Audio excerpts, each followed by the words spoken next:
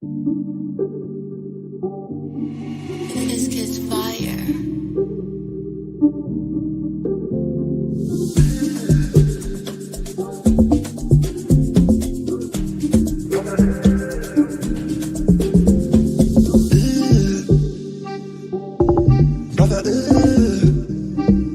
What's that? What's that, brother? What's that? What's that, brother? Brother, what's that, brother? What's that? What's that, brother? Brother,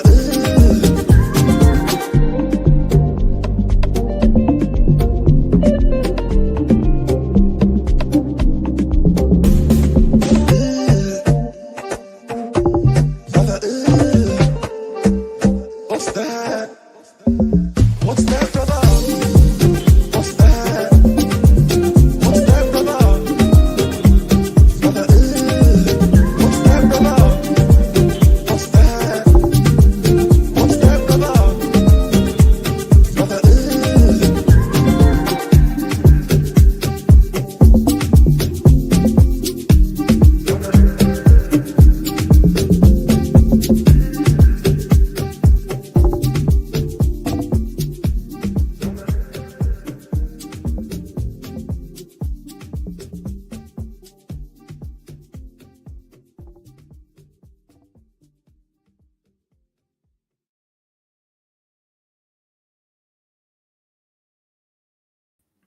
Yes, people. Welcome back to another panel show. We have a serious injury crisis. We're in crisis. It's LB panel show in crisis. Yeah, Jay's out with an ACL. Yeah, Steve Lewis. Yeah, has serious fucking alcohol problems. You know what I mean? He's been separated from the squad currently. Yeah, he's currently on a bender somewhere. Danny, yeah, has gone AWOL. Yeah, we don't know where this guy is. Yeah, he's just disappeared. Fucking who else? Bevel has sickness bug. Yeah, apparently the lasagna gate, hashtag lasagna gate.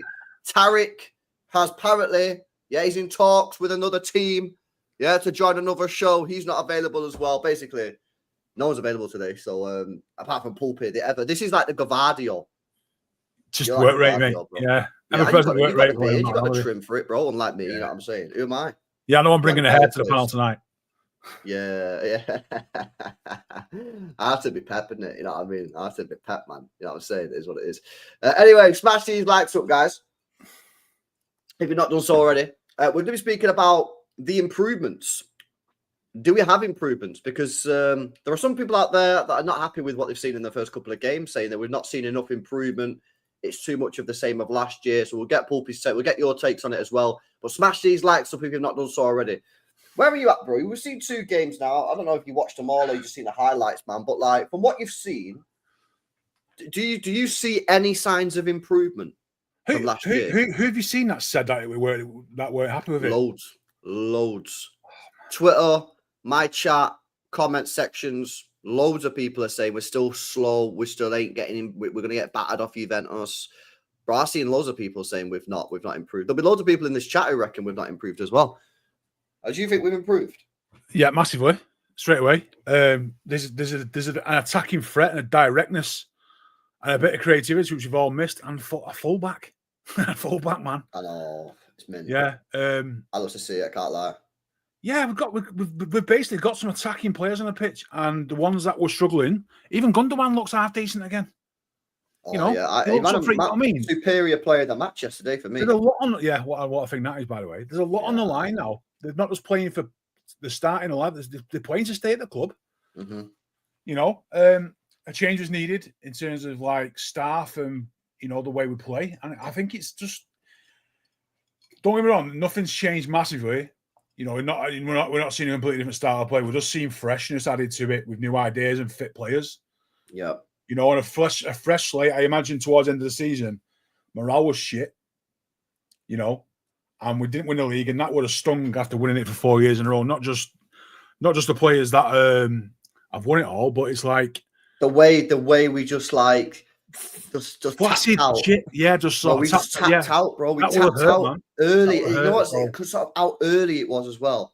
Because I was saying the league was over in like fucking October time. Like it was so dead, and like that's the crazy thing. This is just dropped, by the way. I just thought I'd bring it up because it's literally only just come out. Rob Dawson said Man City have not ruled out signing a right back this summer. Well, listen, for me, I think we have improved. Yeah, however, I still think we need a right back. Pulp, in my opinion, like, I think we need a right back, and we do need one. Yeah. And we have been caught out in possession in mad places still again. That's still that to me is the thing that I would love anything to change, is that stop getting caught in possession when and letting teams count on us, because if we can stop that, we win 9 out of 10 games. That's the only thing that pisses me off, is we get the ball away and they catch it on the half turn, and we'd like, even against that team last night, they break with 3 on 3 and they should have scored. It's like, they do a couple of times, do that. Yeah. It doesn't matter the standard of the team. You could do that against Salford and they'd still break and do it. And you know what I mean? It's just like, yeah, I think I think we'll start to see massive signs of improvement when that is less and less. You know, because the rest of the stuff we know we can do it. It doesn't matter what players we can do that. It's that shit we had all last season where it's give the ball away and we're just conceding the goal. It's pretty much what I mean. Yeah, you know what I like is like there seems to be a freshness in the team and in the squad, and even like yesterday, how many new players played yesterday? Was it just 8 Nori? Because Cherki came off the bench and Reinders didn't even start, did he? So it was only 8 Nori who started, who's a new signing. But there seemed to be like a freshness about the team. Now I know some people say, "Oh, chill out. We only played Alain, like we didn't play." Nah, I'm not talking about I'm talking about the approach. I'm talking about the way that they played on the pitch. Yeah, they looked like they actually like had the ability to like pass the ball forward, and like they had some intensity in their play, which wasn't there last year. So for me, I'm just sitting there thinking, I am seeing improvements. And yes, we've played Wydad and Alain, and I take that into account when I'm saying what I'm saying. Yeah, I'm not sitting here saying, oh, we're playing fucking unbelievable football, we're going to go win the treble. I'm saying I can see improvements from last year. However, caveat, we have played 2 teams that we should have battered anyway, right? The next test is Juventus. Yeah, Juventus have obviously played well. Yeah, we know what they're about. They're a good team. They play well in this tournament. Let's see how we perform against them. We've not got a great record against Juventus. If we play against Juventus, yeah, and we crap like we were last year, then fair dues, we'll have to have that conversation at that point and go, fucking hell, spent all this money and we're still dead, yeah? However, I'm optimistic going into that game. You know, I'm not saying necessarily we'll win, but I think the way that we'll play, we should take the game to Juventus. I think we'll play like attacking football, aggressive attacking football, try and get the ball forward and that. Hopefully play with a bit of pace. And I genuinely think there's definitely been improvements made. And we've still not seen the best 11. And the thing is as well, yeah, Pep Guardiola said after I think it was yesterday, but it was like this morning. Pep said after this morning's game that this game against Juventus is going to be playing what he considers to be the strongest 11 based off the first 2 performances. So we're gonna get a look at that, and we're gonna be able to see like what's going on, man. But yeah, I think some people just need to like chill out a little bit, man, because I think the performances have been better. They've not been perfect, and there's still loads of stuff that we need to improve on. But like, it's improvements we're looking for. This is pre-season right now for us, yeah. And obviously, I want to win the tournament, but these games are like pre-season. And as we get into the Juventus game, as we get into the Real Madrid game, we need to start seeing the performances get even better. But for me, bro, I'm encouraged by what I'm seeing. I'm encouraged by the performances of the new players as well. I was about to say that. Yeah, those new lads that are coming. Reinders was making the first game, wasn't he? Oh, he was bro, unbelievable. It's like he'd been playing for 3 years or something. Just exactly. Up to like an 8, 9 out of 10. And then I know yesterday was mint, and let's be honest, Cherki wasn't the greatest in the first game, but you know, it's poor in the first game. He was decent yesterday. He was good. He was threatening. He looks threatening. Did you see that fucking run when he trapped back as well? Yeah. So I think we had a corner. He's changing. You know what I mean? It's a new thing, but like I just thought Nori was outstanding yesterday. I just thought it was brilliant. Nori. Yeah. Yeah, he was. You know what it was, bro? It was like the smile in my face when I seen the player just like running down the wing, doing the skills. Doing what he's been doing at Wolves, but in a team what can actually win games. But the thing is, yeah, it's been a bit of a disgrace that this football club's not had a proper left back for like basically 8 years, really, isn't it? If you think about it, Pep Guardiola, it's because we've been winning. Yeah. Because we've been winning, bro. So like we didn't need to go out and spend like, well, obviously we did spend big money on Mendy. Obviously that didn't work out because of the injuries and subsequent events. But like, yeah, because we've been winning.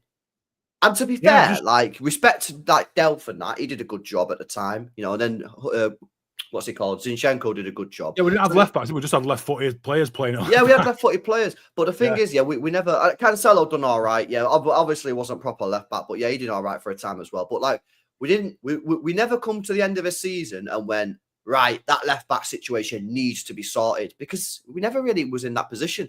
But we've never had a proper left back there. Pep Guardiola at this club's never had a proper left back in that position ever since he joined, in terms of like being there consistently available.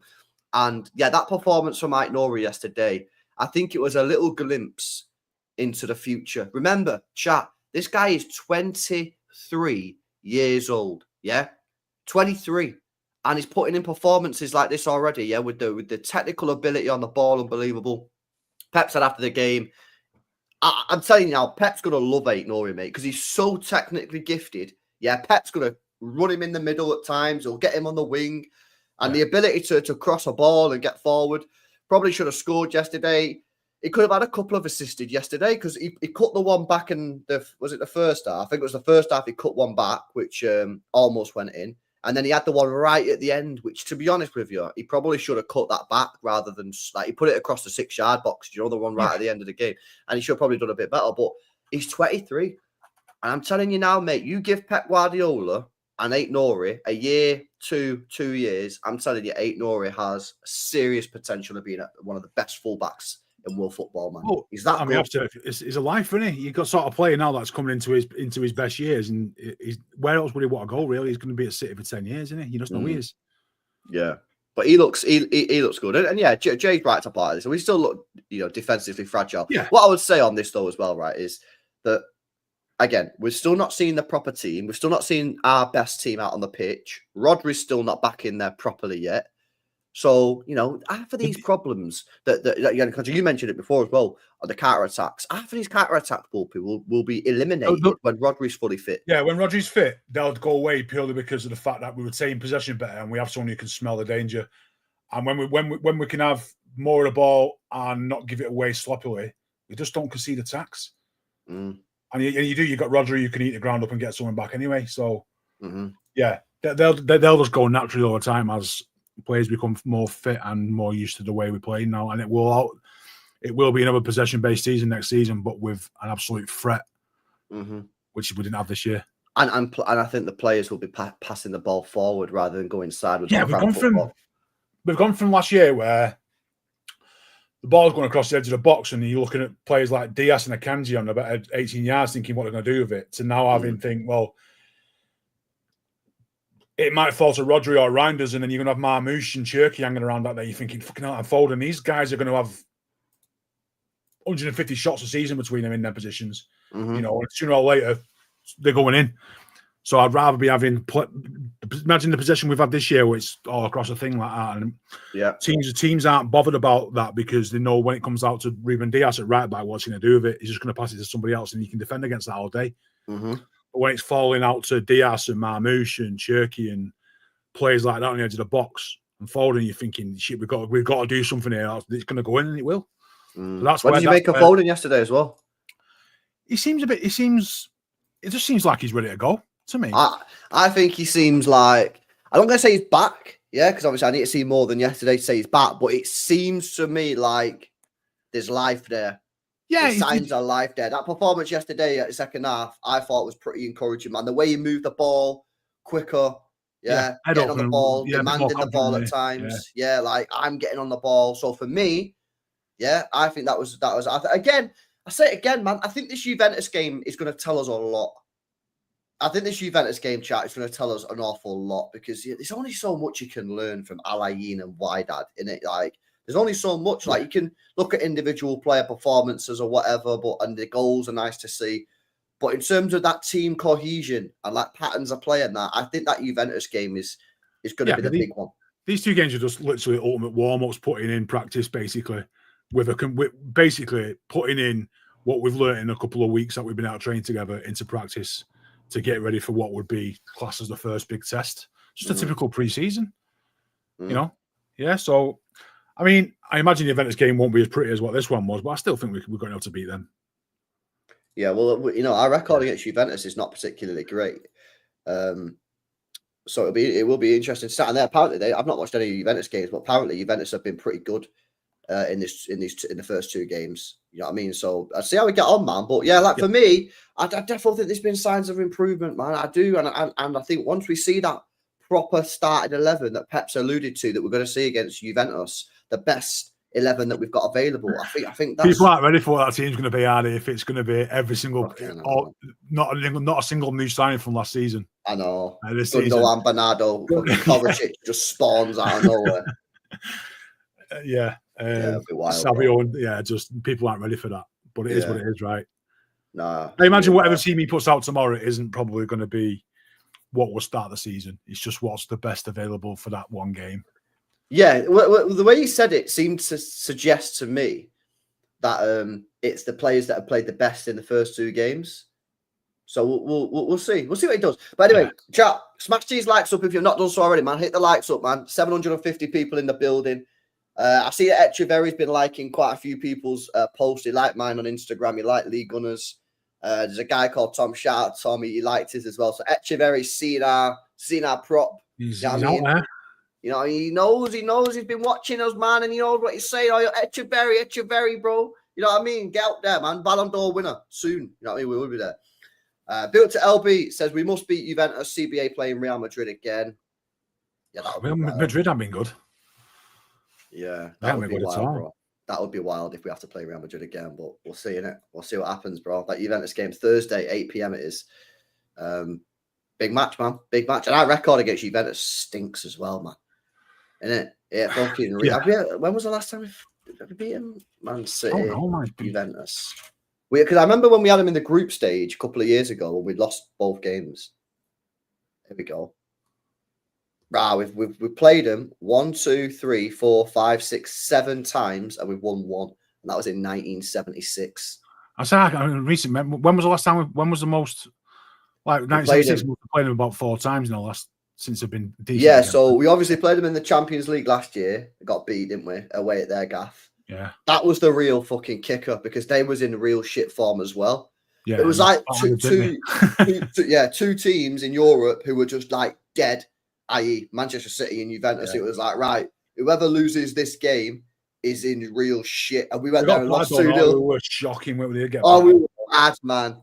How bad were we against Juventus last season, man? It was bad. And then we had him in the Champions League in 2015. We lost both games, but still topped the group because Juventus fumbled it against Sevilla.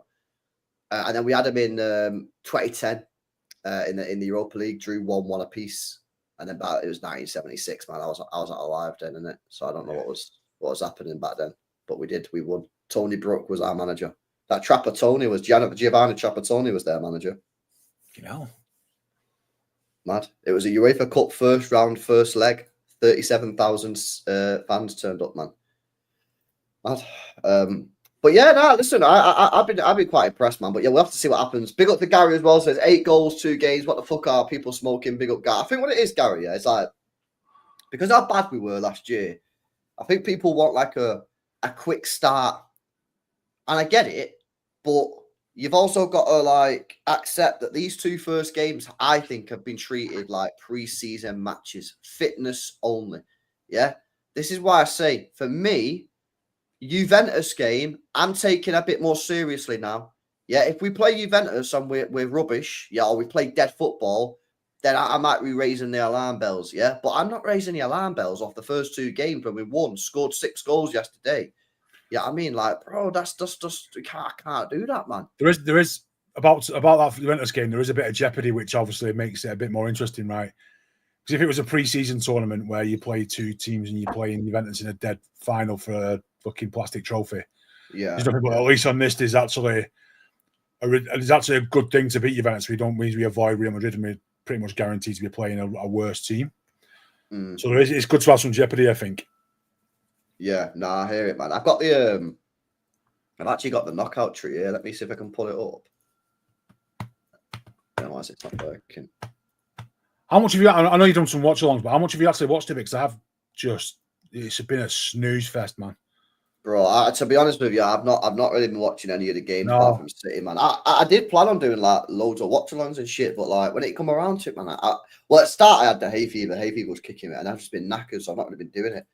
I've just been like watching the goals going and that. Do you know what I mean? I think when we get into the knockout rounds, I start like getting into it, man. But I can't be watching like fucking like I don't know, like Seattle. What's Real Madrid? Is it Al Ain or something? And it was just shit. And I just thought, you know what? That's just ruined it for me. Al Hilal, wasn't it? Al Hilal. Yeah, that one. That's it. I just thought this is shite. This is not working.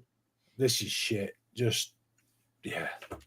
I tell you what, though, there's some good representation over there from City fans in the States. Yeah, I saw that there was nearly 40,000 there last night. Yeah. And considering that it was the NBA Finals, which that's TV viewing figures, man. It's like the Super Bowl. People just stop and watch that. Considering like nearly 40,000 people said, I sat down going to watch a football game. Mm-hmm. Yeah. Good effort, that, isn't it? Yeah. So this is the knockout tree. I think this is like maybe even that bracket looks boring. Even the graphic looks boring, doesn't it? Just yeah. So this is the I think this is the expected. Let me just get rid of this chat for a sec. This is the expected thing. So we might not get Real Madrid. So if we agree, if we win, then we'll probably get Salzburg. Yeah, one of those two. Yeah, so which is what I'm saying. But then, we might get into Milan again, or you get Dortmund or River Plate would be sick. I'd love to play River Plate, man. I can't lie. That'd be mega. But yeah, obviously, like it's the money available. So I think the club will be telling Pep, bro, you need to take this seriously, mate. You know what I mean? We need to be taking this seriously. Like it's how much you get for like getting to the quarterfinals? Like 30 million or something.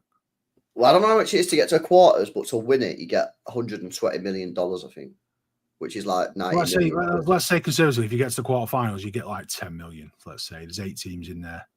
Should I say like? It should be all right. Imagine how much money. Imagine like a team like Palmeiras get there, or some real dead teams in terms of the standard that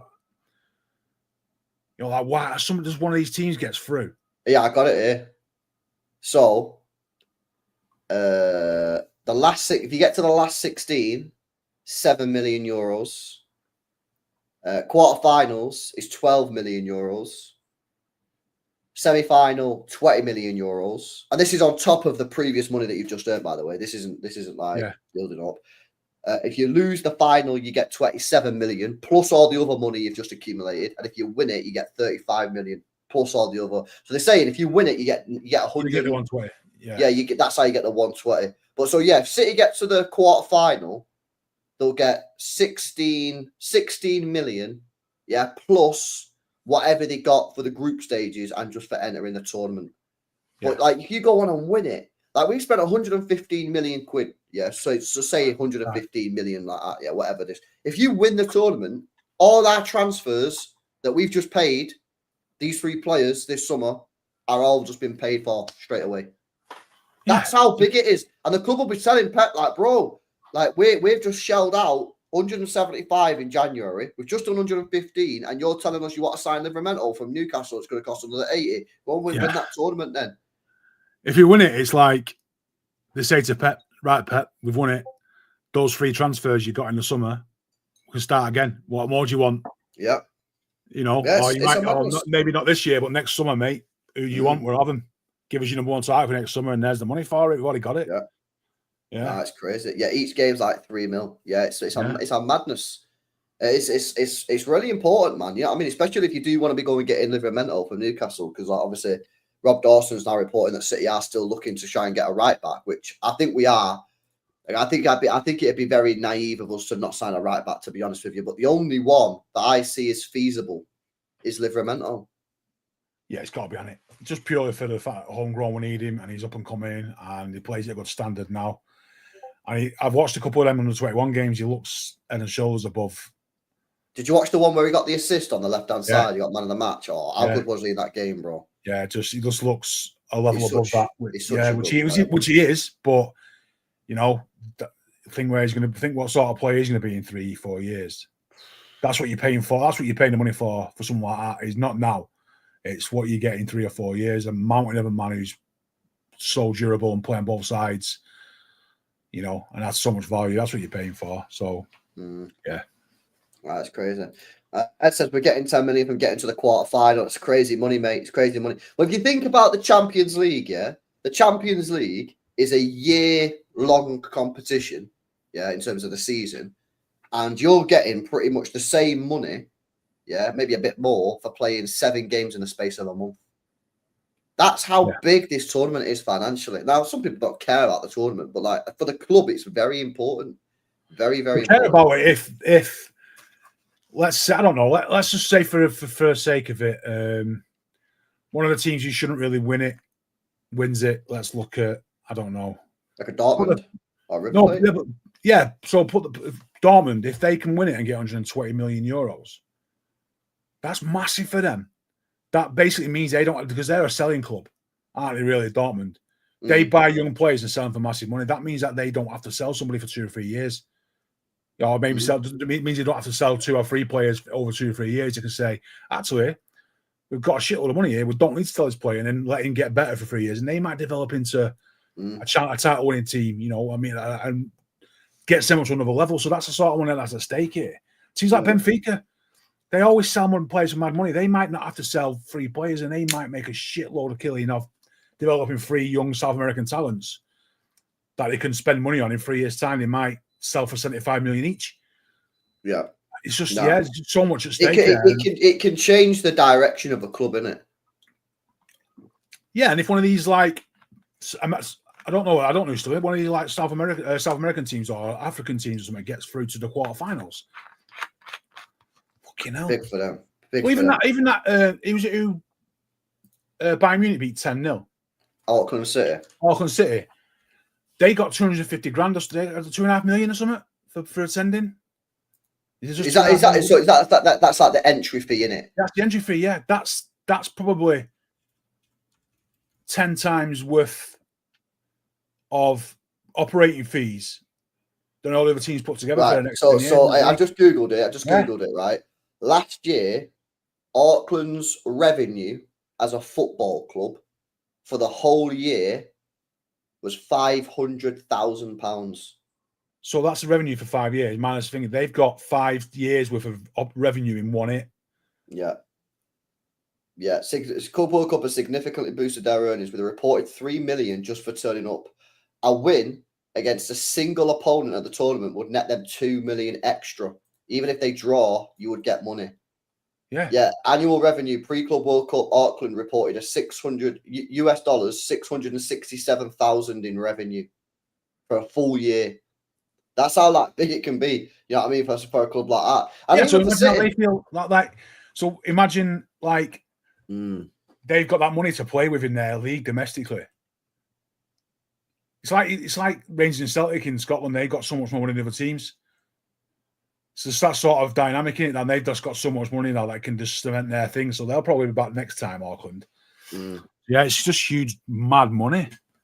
It's crazy. It is mad. The only shit thing about it for me is like the how they've like fucked the attendances up. You know what I mean? Because I think that the initial prices and that they did for the tickets and that was it that there was one game, wasn't there, on was it last Monday?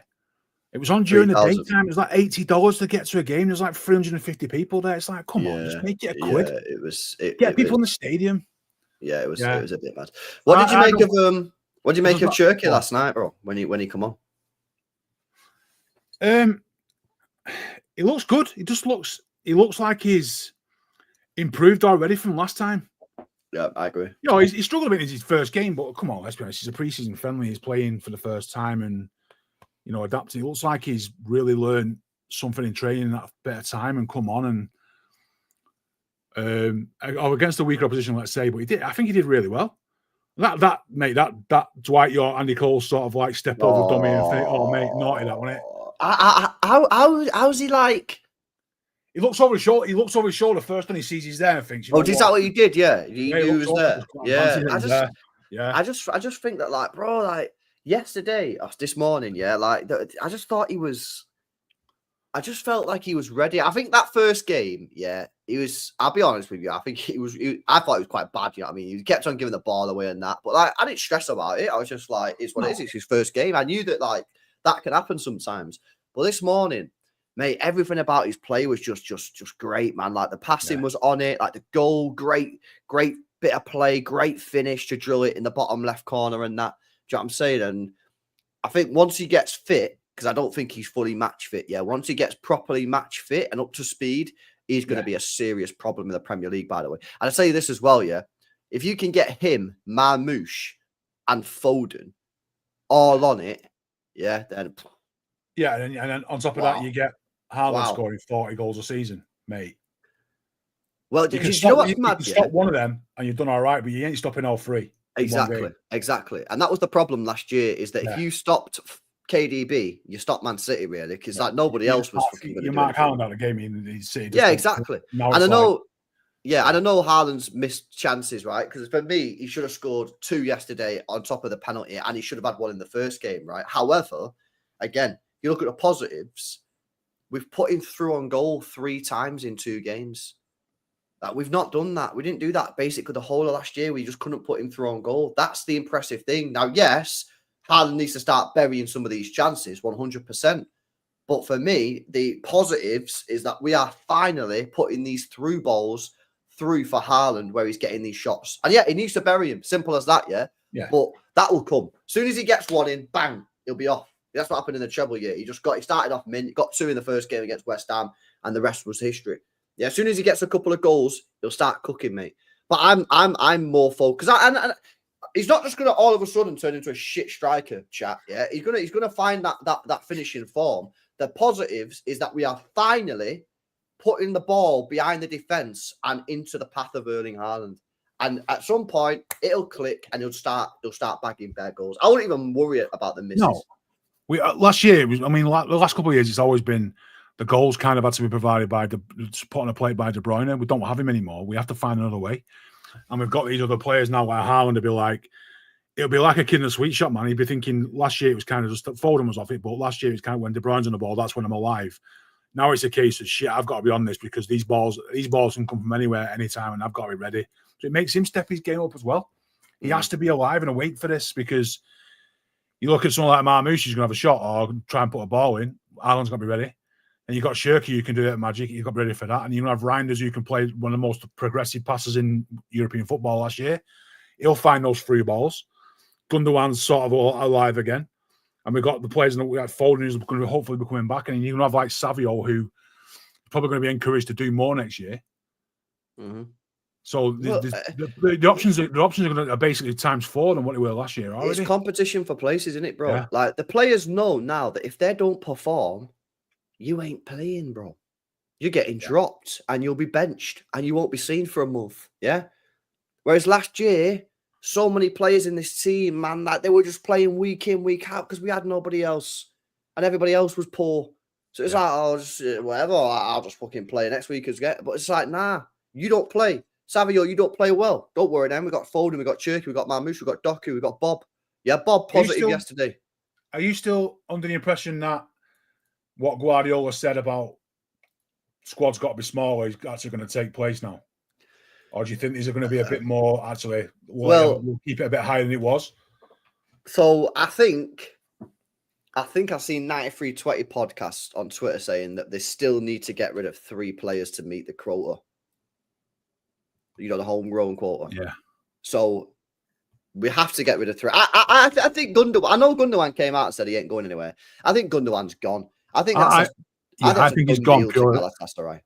I think he's gone purely for the fact that they made Bernardo captain.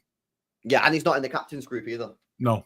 I think that's that. Why would he? Of course, he'd be in the captain's group. I think Gundogan's gone. That leaves it with 2. So then you need 2 more to go. I think if Kovacic is fit before, and that's the rumours that Kovacic is going to be fit next month, then he'll probably go. It wouldn't surprise me if he went Saudi. Yeah. And then you need to get rid of 1 more. It would not surprise me if Akanji left and John Stones stayed for 1 more year and then John Stones goes next year. Yeah, I'd agree with that. I'll be chill with that. The question is then, what do you do with Vita Hayes? We've had this conversation about 5 times over the last couple of days because it's a big debate. But like that, you know, there you go. But yeah, I think the thing is there'll be enough games to for those to get played. There'll be enough games to play. They will. Yeah, but we've got too many players, so you have to let some players go. And I think it'll be, with Gundogan, Kovacic, and maybe Akanji. But I don't know, man. It's that third one for me is a tricky one. That third one's a tricky one for me. Leo says, I think the only way that you negate that with Akanji staying is if somebody else goes out on loan. Whether that be like a Bob or something, you know. Yeah. Yeah, Leo says, yeah, right. Didn't Gundo leave because his bird wanted to get out of Manchester, so how come we came back? Nah, well, yeah, she didn't like the restaurants, apparently. But, he left because we didn't offer him the contract in time, innit? And then we fucking fucked about. But, I think he'll go Galatasaray. We've already seen it all over Twitter. Like, it's a done deal, man. I'm telling you. After this Club World Cup, yeah. Yeah. That's it, man. That's it. See what else you guys are saying. Echeverri's an interesting one. Do you know what I mean? I thought he played pretty decent yesterday until he got subbed off, getting involved, trying to make things happen. Beautiful free kick. It's impressive, Pep, you can tell, can't you? You can tell from what Pep said. Yeah. Just his work ethic about, he likes that shit, doesn't he? Again, it was obvious to me that this guy was a fucking player when I watched him back in February. I was like, this guy's a top player. And that's why I was pissed off and frustrated that Pep never played him, because he was better than what we had. You know what I mean? I was sat here and people was like, well, no point in speaking about it. What do you mean no point in speaking about it? It's not North Korea, mate. Yeah, I'll speak about it, yeah? It's a fucking football team, yeah? It's not North Korea politics. Yeah, why is he not playing Echeverri against fucking Southampton low block? He's a low block destroyer, is what he is. And what we've seen now over a couple of games, and it's obviously it's a small sample size, is that I think he's more ready than people thought. I think people was thinking he ain't going to be ready. He's not physical enough. He's not that. The thing is, people need to understand, mate, yeah? I've only watched a few games in the South American leagues. It's a fucking physical league, mate. Yeah? They're playing in front of, if you play at River Plate Stadium, 80,000 fans are at that stadium. I think sometimes people disrespect it, Pulpia, because people are like, oh, it's a South America, it's a shit league. It might not be as quality-wise, but physically, it's a very physical league. And he's playing in mad pressure moments. And he might not have played that many games, but still to play. Have you seen how many games he played? Is it Fluminense? Is it Fluminense? See how many games he played last year? River Plate. Is it them South American teams? Some teams play 75 games a season. Oh, there's a lot of games, man. Mad. There's a lot of games. They have like, I read into it. They have like games where they play 2-3 games a week, 4 weeks and weeks and weeks, and then where they have like basically 2 first-team squads. Yeah. Oh, they've got massive squads. Massive squad because of that. Yeah. Well, I'm telling you now, yeah. And I think a lot of people thought I was glazing because I was going on about it all the time. Yeah, but that Argentina team is unbelievable. Yeah, I've been telling people about that Mastantuono, yeah, before he started getting hyped up on Twitter. Now he's at Real Madrid, 60 million quid. Yeah. Is that happening, or is that's a done deal? Here we go. Yeah, he's going to Real Madrid after this tournament. He's playing for River Plate now, and he's going to Real Madrid after this tournament. He's a fucking baller. That's a shame, but Echeverri was better than him in the tournament. He hardly played Mastantuono. When he did play, he wasn't even that good in the tournament. Echeverri was the best player, yeah, in that tournament. Yeah, you've got the left back.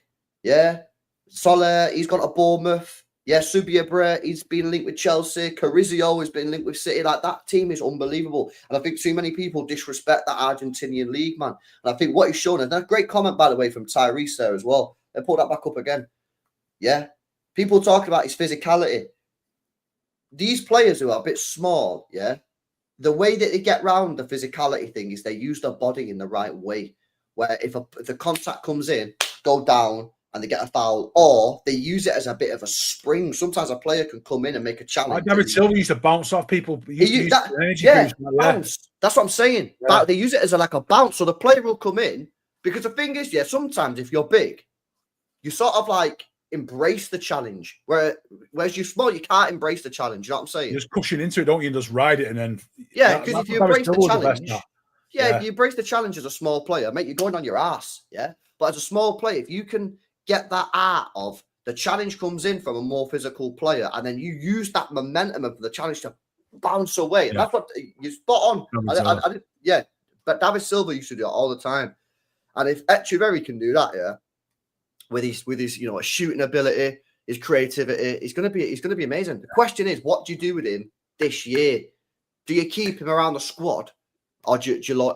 Bro, I'm seriously thinking about keeping it. I previously said loan him, but bro, I think he's. I thought he might have been that loan to Lyon, but it turns out that's Bar, right? Yeah, I think. No, I think that's changed now. Let me just double check. I'm sure I checked that before. No, Jumabara appears to prefer the move to Nice ahead of Lyon. Okay, so who's it? Lyon? I thought Lyon wanted him. No, I think they did want him. Jumabara, because this was before Jumabara is set to join Lyon on loan. Then after that was released, he then says, no, actually, Jumabara prefers Nice ahead of Lyon. But yeah, apparently that deal that we did for Cherki says that we have to do a loan deal or something. Yeah. I don't really know how that works though, because what about if all our players just say they don't want to be loaned there? How does that work? The same way it'd work if you told your boss you didn't want to do your fucking job. You just say, you are, mate. Yes. Well, don't make me choose you. I'll do it for you. That's what's going to happen. Oh, right? Yeah, it'll be £9, won't it? Yeah, maybe. £9, maybe. Yeah, shout that. That's a good shout. I mean, if in an ideal situation, who would you want it to be?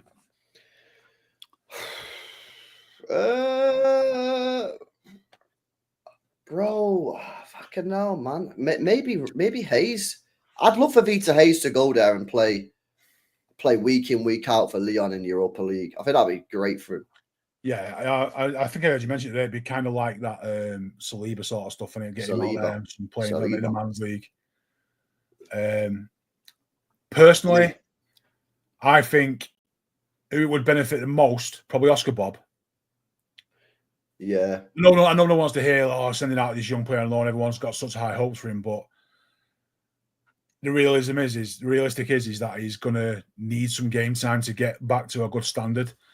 And if he's not going to get it at City, there isn't much point in him being there. So I'm thinking, even if it's not just a full year, till Christmas, summer, let him get some games in a competitive league and just see. Because if he goes up there and absolutely destroys the league, you know full well he's coming back into City and hitting the ground running.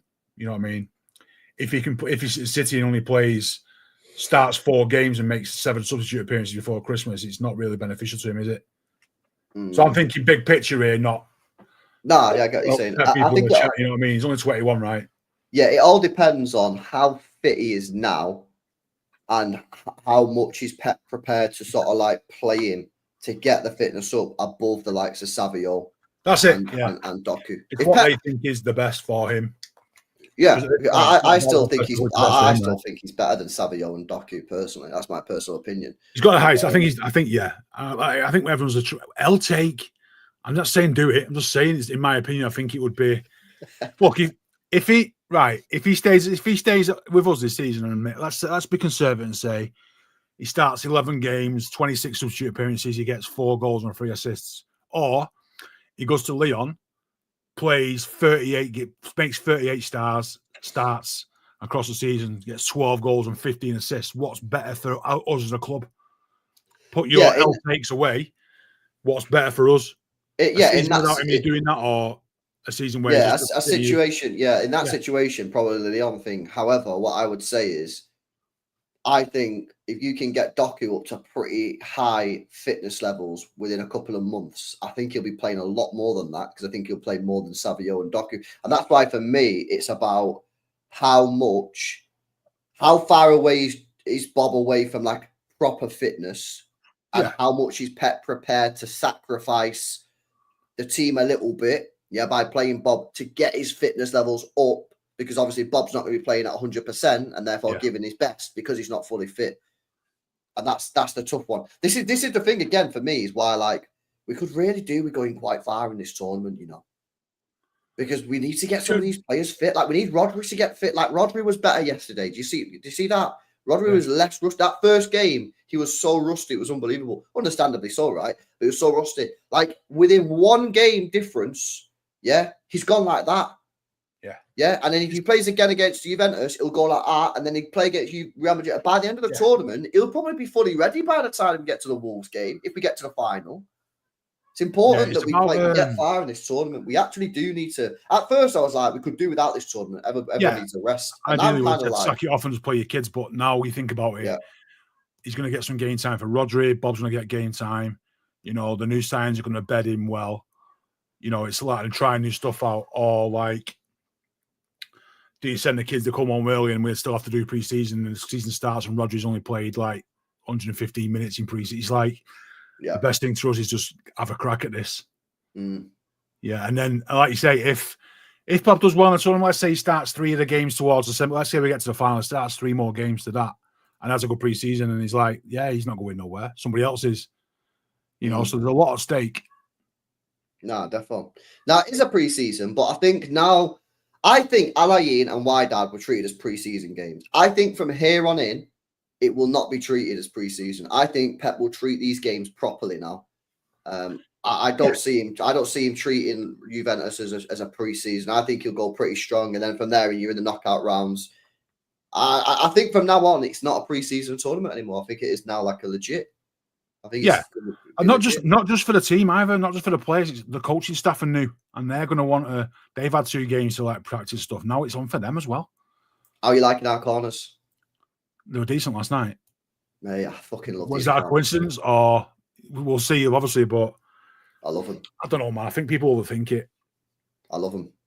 I'm in love with these corners, man. Actually, just putting the cross in. Oh, it's brilliant. Yeah, with pace. In swingers with pace. Like, come on. Right. This is what I want to see. Bernardo Silva putting in decent corners, but won't take a shot from the edge of the box. And when he does, it's like passing it back to the goalkeeper like a practice shooting session. When he can put in whip corners like that, why is he not whipping into the top corner?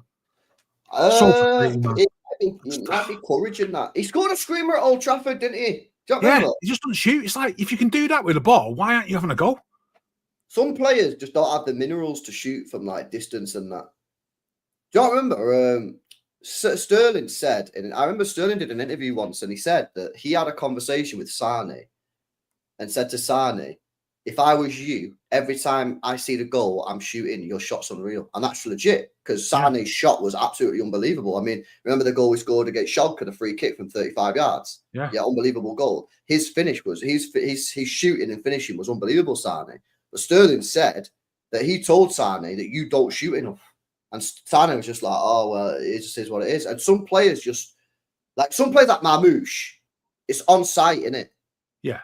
If he sees the goal, bang, I'm shooting. Horny, right? He's horny for it. He doesn't fuck him, haven't it? Yeah. Yeah, like, and people say he's greedy and that, but it is what it is. Like, some of them will go in and they go, oh, mint, and then some of them will go wide or whatever. You say greedy. Yeah, Palmer was the same. Yeah, Palmer got the greed card thrown at him all the time.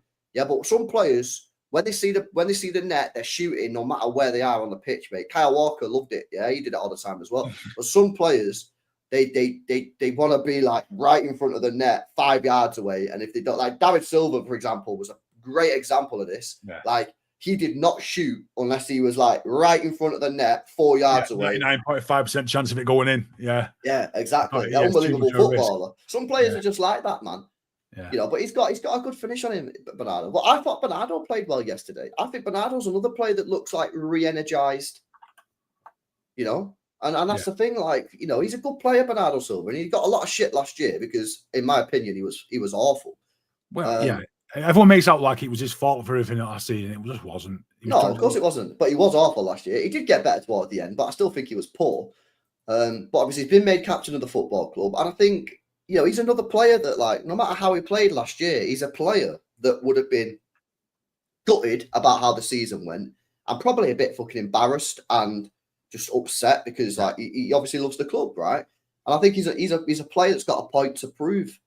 And, you know, he's obviously captain now, and I thought he played well yesterday. I thought he did play well. And people say, well, we played better when he went off. No. That's because fucking we needed to send it and try and get all the goals for the goal difference. It wasn't because Bernardo went off we got better. Like, that wasn't what happened, man. But, you know. On the captain thing then, right, so how do you think this has come about? I just think Pep obviously just... Right. When we had no left back, who did he play at left back? Yeah. Bernardo. Why? Because he can trust him. He trusts him, yeah. This is the thing with Pep, man. It's all about trust. Yeah? If Pep don't trust you, you're finished at the club. You're finished because he needs to be able to trust you, right?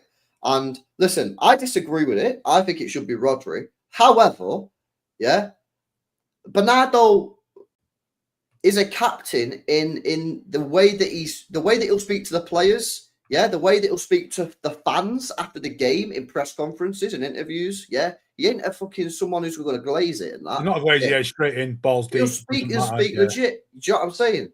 The problem that Bernardo's got is if he plays this year like he played last year, he can't play, and then that means our captain's just not going to be on the pitch. And you know what? This is a fair question. And listen, I'm sure everyone's got different opinions on that, and that's cool. Yeah, this is a fair. Was we just burnt out last year? Well, you look at the evidence, Ray. Yeah, we obviously didn't do anything in the summer. I bought Savio winning a 34-year-old Ilkay Gundogan. Now at the time, obviously, I was on the high because of the Gundogan thing. Poulpier, fair credit to him. He said, "This is not good signing. This is not good move." You know what I mean? And I was saying, "Stop being negative." I was like, "Stop being negative, Poulpier. Get on the fucking. We're signing Gundogan back." But Poulpier was right. That wasn't good. You know, and then probably a little bit burnt out. I think Foden was fucked because of the Euros. I think that just mentally fucked him. And then as soon as Rodri went down, it was over. The season was over when Rodri got injured. Now, I'm not making excuses like Arsenal fans did with Saliba, because ultimately we should have done more in the transfer window. Yeah, I've always said this, but the gods gave us warnings about Rodri when he went down in the last Club World Cup. We spoke about this before. When he went down in the last Club World Cup and held his knee, and every single City fan around the world shit themselves for 3 minutes until he got his back on his knee. And then last year or the year before, he got himself sent off, and we lost all 3 games. The gods above gave us plenty of warnings, yeah, and we just went, no, we're not listening to you, mate. We got Gundogan back on. So it's our own fault. Yes, we can't make excuses, yeah. But at the same time, a lot of shit went against us last year in terms of like fitness and that, and yeah. But it was ultimately, again, it was our fault. We got to learn from it, and we have done. These are the signings. Yeah, you know what I mean? If you have to take a smack on the nose like we did last year and accept a few things, then it gives you a chance to come back. That's what we needed, man. I saw the overlap the other day actually, and Gary Neville said like he was surprised. He was talking with Thingy Ma, right? He was surprised that they managed to win something after the treble, because obviously he's been through it. He understands like the amount of what that does to somebody. You know, you're always off after that. And the fact that we managed to get a 4th title in a row is mad. So there was always going to be a drop off. And you know, but if you think about it as well, Paul Pierre, that's that 4th title that we won. We had to, and we only just won it. I think we won it by 4 points, right? We had to win every single game of the last 10 matches. We had to have a Ballon d'Or performance from Rodri and a PFA Player of the Year performance from Foden. Yeah, we dragged every single thing we could out of that season. We dragged every single thing. Every last drop we got KD. Let's be honest as well. We got KDB's last best months in that season, because that last year wasn't that great. He had a couple of good games, but in terms of consistency, when he come back from that injury in December, fucking hell, he was on it. Foden was a PFA Player of the Year, and Rodri, was a Ballon d'Or. So, and we only just won it. So again, and it's difficult to do, right? Because it sounds like you're playing this, you're playing it down, but you're not. Again, when you get to the end of the season, you have to be brutal. And obviously, what we should have done is we should have got to the summer transfer window, and we should have gone. We won the league, mint. However, and it's difficult to say however, because people will be like, "What do you mean, however?" Like, we just won the league. You got a title-winning squad, but however, Ballon d'Or performance. However, PFA Player of the Year. However, probably KDB's last, best consistent minutes. And then we should have acted. And to be fair, apparently the club did want to act, and Pep said nah. But anyway, that's I can understand why Pep said that. He's like, these guys have given everything for 4 years. Every single Pep was part also, of the Pulpit, I'm 100% convinced Pep was going to leave at the end of this last year. Yeah, me too. I think, and that's why I'm convinced that the reason that Pep didn't want to rebuild last year is because he thought, I'm going at the end of this season, because remember his contract was up. Yeah. I don't want to do a rebuild and have to fucking teach all these players all my tactics when I'm leaving at the end of the year. Let me just push these players one more year. We'll win the league and I'll dip. What happened was he got to fucking December. We'd won 1 game in 14 matches, and he went, shit, I can't fucking leave like this. I can't walk. Yeah, I can't leave like this. This is horrific. Let me sign a new 2-year contract. Do the rebuild. This is probably a bit. Was that around the time that he split up with his missus as well? Yeah, I think so. So imagine it from a human point of view. Your job's going to shit, and your missus just left you. I know you got left is where you live, and you've known for 9 years. The last thing you want to do is leave that. You're gonna have to have something to cling on to, right? And that was probably, my work is what I'm good at. Yeah. I mean, it's probably like, you know what, I've just got to stay here. I've got to have something that I've got to hang on to, and it's worked out in the end, right? Contracts, things the got thing back, as well, Bulpy, on top of that, because you spot on, like that was obviously tough. Is like, I say this again. I'm telling you now, yeah. I still think, it was 100% Pep's fault last season. Like, he was the one that declined the rebuild, right? But at the same time, that dressing room last year was fucked, yeah? Bernardo Silva something's gone on there. Bro, evidence one, the captain decides to leave the football club, yeah, halfway through the season when we're in the shit. Yeah, and then he'd been running flapping his gums for a while. Yeah, exactly. He got off. Bernardo Silva then comes out and says, "I found out who I can go to war with this year." Yeah, bro. Yeah, the thing is, like, this is why, and this happened. I think I've told this story before. I can't remember, but this is why sometimes it is difficult to be as a fan. Sometimes it can be difficult because we're not privy to all the information. Yeah, and sometimes we crash it on Pep, right? And rightly so sometimes, because sometimes he obviously makes mistakes, right? He's not perfect. He makes mistakes, and we're fans. We'll just give our opinion and, whatever that's worth. But this happened a few years ago, right? And I can't remember which year it was, but basically, it was a year where he wasn't playing. I think he wasn't playing Laporte, and he was playing Ake and Diaz at the back. And it was horrendous because we couldn't play out from the back. And all teams were just. I remember I think it was the year when we got beat 2-1 at Old Trafford and Rashford scored that offside goal, right? And for weeks and weeks and weeks, I was crashing it on Pep and I was saying, "What the fuck is going on here? Yeah, what the fuck is going? Yo, big up Wolfie for the raid, man. Yo, Jesse, get out of here, man. Yo, so for weeks and weeks and weeks, I was crashing it on Pep saying, why the fuck he keeps on playing Ake and Diaz. And I'm like, he needs to play Laporte or he needs to play someone at the back that has the ability to play out from the back here because it's not working.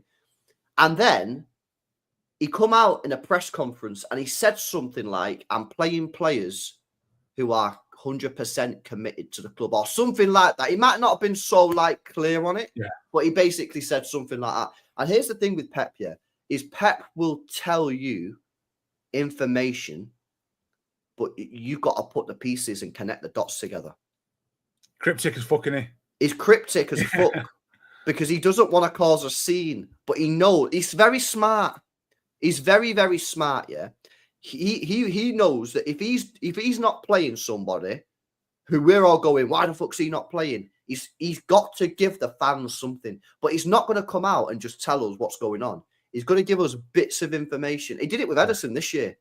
He did it with Ederson. He said one of the games that Ederson wasn't in the squad, and they asked him where he was, and he just said he's not here. He didn't say he was injured. He didn't say what he just said. He's not here. You know what I mean, when there was these rumors about Ederson's fucking had a spat his dummy out or whatever, and I do forget all the time that happens, but we don't know what's going on behind the scenes. We never know what's going on behind the scenes. I'm telling you, it's a lot more. There's a lot of fans out there who think it's all rosy because maybe they've not been fully immersed in football. Maybe they've not played football. We played football as in our high schools, Saturday, in our teens, in our 20s, whatever. We play football. A lot of people in the chat would have played it, And there's arguments when we play football. There's arguments at Sunday League. I think some fans maybe who haven't played football in the youth or maybe played sport, who maybe just watched a couple Netflix documentaries and see all the nice things. High fives and motivational speaks and that, Look how nice everything is. And then you say, I bet they've fucking been arguing. They go, no, they wouldn't have been arguing. No. I'm telling you now, mate, there would have been fucking arguments and shit. And that's what I'm saying. Pep this year would have been tested more than ever.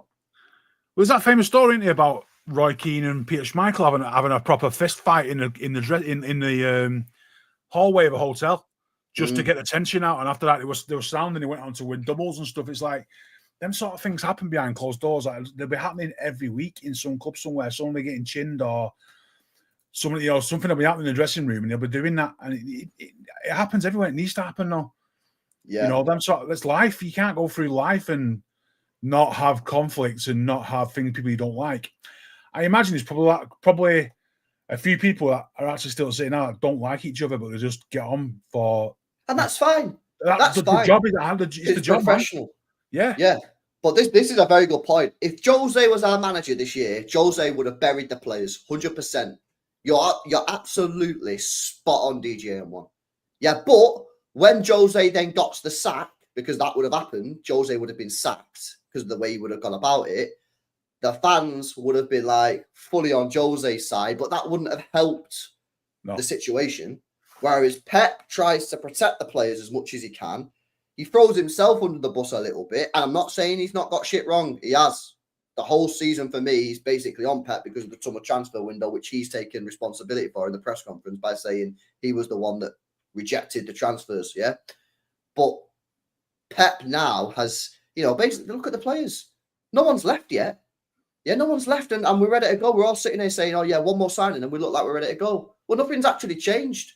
So by Pep doing that, he's managed to keep the squad together, cohesion together, fix some problems. Maybe they've had a fight. Maybe a couple of players have had a bit of a scrap, and now they've got it out and they've sorted it out.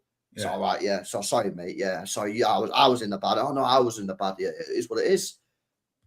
But I just think I'd absolutely love to see an unfiltered Amazon documentary, All or Nothing, from this year. I think it would be the best one they've ever done, because have they been filming one? I know they do the city stuff. That's obviously in house, and it'll be watered down to shit. You won't see stuff like that. Bro, they do it all. They do, because remember the last one was City themselves. You know, remember, because City filmed it themselves and then sold the documentary to Netflix. Yeah.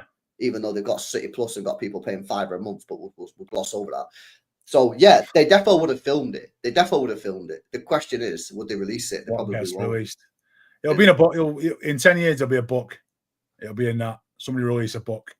It'll be that Martin Perrin. Jack Grealish will release the book in 10 years. It'll be Pep Guardiola's book, but Martin Perrin does. He's like his ghostwriter, isn't he, for him? Yeah. Yeah, he does the thing, and he was the one, that confirmed the Sterling rumor, because Sterling had a bust up, with Pep, and a guy on Reddit called Parnaby, right, put on Reddit, he's an ITK, but an actual real ITK, and he put on Reddit, just been told that Pep and Sterling have had a massive argument, and it went viral on Twitter because he put it on Reddit, it went on Twitter, and then it went viral on Twitter, and everyone was fucking debating it, and all the City fans, why are people fucking causing trouble and that, and then Sterling tweeted himself that evening and said, don't know what everyone's going on about, there's no issues, denying it, enjoy it. Anyway, Martin Perrin then does his book, the autobiography, whatever the fuck it's called, for Pep Guardiola, years later, I think it came out like last year or whatever, and he confirmed that Sterling and Pep did have an argument or debate, whatever, I don't call it an argument, we'll call it a debate, and put like the month it happened, go back to Sterling's tweet, it's in the same month. Yeah. Do you know what I'm saying? But that's what happens, man. Again, people think that what players say is the truth. Players lie through the teeth. Yeah, I love Mahrez, innit? But do you remember when Sam Lee reported that Mahrez was going to Saudi Arabia, and then Mahrez put, "Don't know who your sources is. You need to get a new one." A month later, he signed for Al Ahly or whatever it is. Just didn't want it to be true, did he? Bro, these players, man, like they just lie and shit. They tweet stuff and say, "Oh, nothing's happened," and then sometimes fans will just lap it up and that and say, "Oh, the journals are making it up." I don't know the full rules yet, because obviously I'm not a journalist in that, but obviously there must be someone in this chat who's doing that journalism course at university or that. I'm pretty sure if a journalist does a story, they've got to have it sourced in it by two different people. No, a real journalist will trust the source and verify it with somebody else. They'll never reveal it. If they do, they're no. But they've got to verify. They'll always seek double, triple verification from independent sources to say it's true before they go live Some people will hear something. So I work in the games industry now, and I know I'm worked with people who just hear one rumor and they'll just put it out there like it's gospel. It turns out to be bullshit.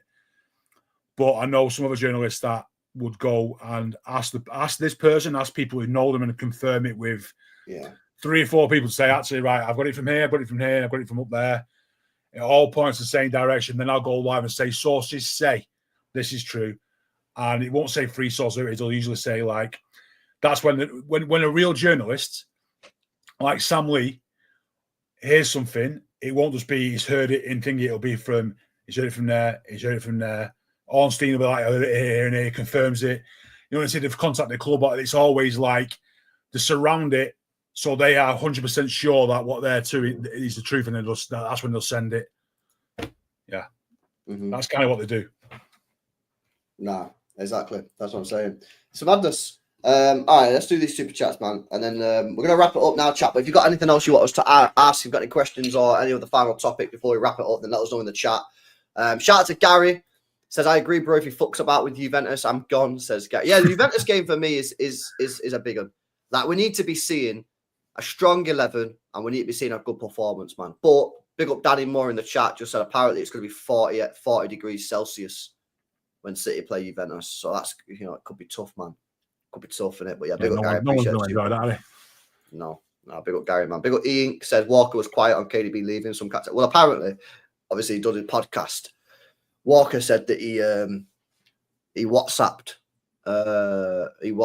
KDB and, like, you know, congratulated him on that the move to Napoli and thanked him for his time and that. So yeah, apparently he did. He did message him, like, whether he should have on Walker. Then, right? We obviously know he's angling for a job in the media after he's finished. The way he's flapping his gums now. Yeah, I think we're going to have an even worse Mika Richards in our hand with Karl Walker. He will be, because of the way things have gone bad here, I think he's going to be. Yeah. The thing is, I'll tell you something about Walker, yeah? Man. Yeah, I'll tell you something about Walker. I think Walker's going to be an amazing pundit because he'll just say whatever the fuck comes into his head. Yeah, just no holds barred and say what comes into his head and just... No filter. Yeah, no filter. Sometimes, like, you've got, like, you're Jamie Redknapp. Sometimes I don't mind Jamie Redknapp personally. Yeah, I like him. You can tell what they were at the start. They're media trained now. Yeah. Media so like trained, he's media trained, in it. Like, you're watching him, and I don't actually mind the guy. Yeah, like he's all right. He's all right guy, in it. Like, but he never really comes out that many times. He does maybe once or twice, but he never really comes out and makes like a proper bold, like, he's shit, he's a terrible player, like blah blah, like whatever. Yeah, he'll word it in a different way, like, yeah, PR trained, media trained. Yeah. I think Walker's just going to be like, he's made for talk sport. So I was going to say that Danny's nailed it there. He's made for talk. Yeah. He is Troy Deeney sort of style. And he'd go on there, say how it is, brutal. Do you mean like Thingy was as well? I'd bomb the hoarders, go out there and spit shit and just let the agenda speak for themselves. And I guarantee he's going to have an add-on for us when he's done. I hope not. I think he will. I think that's the way he is. Add-on in terms of, hold like, a grudge against us for a while. I think he'll show in the media. I hope not, man, because I think that's pretty sad, bro. Because I think it is sad, but I think that's the way it's heading. I think that's a bit sad if that's the case, man. Yeah, because, I think like, that's the way it's heading. Even though, like, yeah, it was really bad in his last year and a half, especially this season, and the way he ended. But he decided to. Like, the thing is with Walker, yeah, like, I know he took a lot of shit online, yeah, but like, he was the one that decided to leave midway through the season as a captain of the football club when things were going totally fucking shit. He was the one that decided to do that, yeah? Pep didn't force him out, yeah? And, bro, the fans were giving him shit online, and some of it went too far. You know what he could have done? He could have just not gone on social media. He could have deleted the app. He could have grown up and get on with your job. And he could have been like, right, I'm the captain of this football club, yeah? Yes, I'm getting shit and some of it's going too far. I'll tell you what I'm going to do. I've got to put this club first because I'm the captain of this football club, yeah? So I'll tell you what I'm going to do. For the next 6 months, I'm not logging into that fucking app. I'm going to focus on this football club. I'm the captain of this football club. Yeah, I've got responsibilities, man. I've got responsibilities. Man. Yeah. So, like, I don't know, man. I just feel that, like, and then he comes out and says all this shit about, oh, I'll give the trophies away. I don't mind swapping a Premier League at City for a fucking this Europa League at Spurs or this, Euros at England. And I'm just like, that's why I think it's gonna go that way, because there's more value in him being anti-Man City than there is being a City mouthpiece. Because the media will, the right media person, I'll be very sad if he does that. Having somebody who has been at City and is now kind of against City in that way. No, like surely not. Stuart Pearce, perfect example. He's absolutely got no reason to hate City, but he does. Yeah, he's a twat as well, by the way. Yeah, when I was fucking about 8 years old and I went to fucking White Hart Lane watching City, yeah, we got beat 2-1 and I seen Pearce. Yeah, I wanted a fucking autograph. I was 8 years old and the guy was a dick. Yeah, so he can fuck off anyway. Well, so I'm saying somebody like Stuart Pearce is like that. He's that sort of, yeah, he played for City, so what? My job now is to give my opinion. It's going to be what the media source that I work for wants rather than what is my opinion. Well, I'll tell you now, I'll be very sad if it goes that way, mate. Because like, even though it ended badly, yeah, I still respect Walker massively as a player. Best right back Premier League's ever had. I think it's a City legend. Yeah, it's a City legend in my opinion. And I'd like to think you would uphold that and have a bit of respect there, but the way things are going and ending, I feel like it's just going further and further away from that being a reality. Sad if that's true. Sad. All right. I don't think we've got anything else to speak about right now. Yeah. Now, Nedum and Joe are very good, man. Nedum and Joe Have you heard Joe Hart's commentary on them, what he wants? No. He's been good. Has he been good? Yeah. He's been really good as a co-comment there. Yeah, I think he's got some. I like Joe Hart. I think he's definitely developed, bro, because I remember when he first started doing it, he's very sort of like monotone and bland with the way he speaks. But I think he's had a little bit of coaching. He's had media training. Yeah, he's had a bit of media training, and now he's a bit more. He's a bit more like, out there with it. A bit more emphatic about stuff. Yeah, he's good. I like Joe Hart. I still think Nedum's the best one, man. And I like Nedum as well because like he doesn't fully glaze us. Like I've said this on a stream I did. I saw you the other night with the ESPN thing you was on. Yeah, I said I don't want pundits to glaze City. I want you to be honest and fair and balanced. That's all I want. Yeah, that's all I want. That's all I want you to be fair, balanced, and give me. You're the expert. You played for City or you played football at the top level. I'm just a fan. You tell me the information. Yeah, but if I smell. Yeah, that you're giving me some BS or you're giving it. If you smell a whiff of bullshit, it's like not bothered. Yeah, I'm like, Clichy's good. Clichy's good. Yeah, but he's not really on it a lot, though, is he? No, I've seen him on, isn't it? Lescott's good as well. He just says things how he wants. You can see the genuine football fans that do that. Just say that they see it how they see it and they're just honest about it. Yeah. He's the fucking best one, man. Nedum's really good, man. I opened my front door once and Nedum knew was stood outside my front door. I was like, what the fuck? Yeah, he was playing for City at the time. I was like, what are you doing? What? He just opened up he was going to a funeral of the guy who. Oh. So there was a guy who lived around locally called Len Davis. He was a City coach. He was a City scout for like 50 years. City United. He found loads of young kids. He was the one that found Nedum Manua. So when he died, his funeral was around the corner. He came to me. I was like, "Fucking hand him!" He was literally opened my front door, and he got out of BMW literally 5 feet in front of me. I was like, "Shit!" I just sort of double took and walked away. Oh, so he didn't knock on. I thought you meant he knocked on your door or something. No, I opened my front door and he was there. He just got out of his car literally outside my front door, like a terraced house on the street. He was there. Yeah, he was, but that's because Gary Cook fucking was a dickhead with that email and shit. But he also come through City at the wrong time, Nedum Manua. I think timing in football is like so important. And I think he just come through because he kind of come through. Obviously, we was trying to build someone, and I just think he come through at the wrong time, man. But I think he was a better footballer than his career turned out. Yeah. Do you agree? Yeah, because he was a tank. He was rapid, and he was decent on the ball as well. He was smart. He was clever. He was clever. I just think that I just think timing is so important in football. Yeah, it's so important. It was at the start of takeover era, only where what players we had at the time, very many of them were sticking around. Yeah, exactly. We needed players that were going to win us Premier League. Straight in, we wanted to basically get as much quality as possible, and players just like him and Richard Dunn and stuff just had to go. Like, can you imagine if he was coming through the academy now? Oh yeah, he'd be like, "Yo, this guy." He'd be playing centre half at 16, 17. He'd be playing. Yeah. But he just come through at the wrong time, man. And I think that his career, I think he should have had a better career than he did, given his. I think he was a good player, man. I'll be real. Could you imagine like Michael Johnson coming through now in this team now wearing? Man. Oh, mate. Oh, man. Well, he was a top player, man. If he came through now, like he was now, like this dynamic midfielder, beautiful blonde hair, just like absolutely taking a piss in midfield. Bro, he was such a good player, man. He was such a good player, man. But yeah, he got fucked by the injuries. I heard that he was going to Liverpool anyway. Well, the same. Yeah, the sign was like Liverpool was after him, weren't they? I don't think he would have stayed at City. I think he would have gone. Unless, what was it, like 2000? It was Sven, wasn't it? Sven, so 2008. Yeah. So, yeah, maybe to be fair, we would have been bought that summer. Taxing sold up. Sheikh come in. Maybe the Sheikh would have been like, we're going to make you the guy. Yeah. If by any chance, if by the grace of God, he would have still been at City by the time that money came in. You know, they would have been like, this guy's got to stay, and he's part of this. Yeah. Yeah, as for Mika just a fucking. I don't mind it. The fact that he's an ambassador for the football club pisses me off. Like, why is he an ambassador for the football club, man?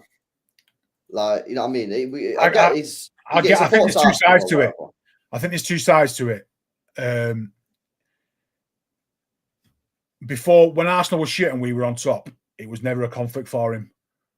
But now Arsenal were challenging, it's obviously a conflict for him. So let me ask you a question, Pulpy. As an ambassador of the football club, does he get paid by the football club?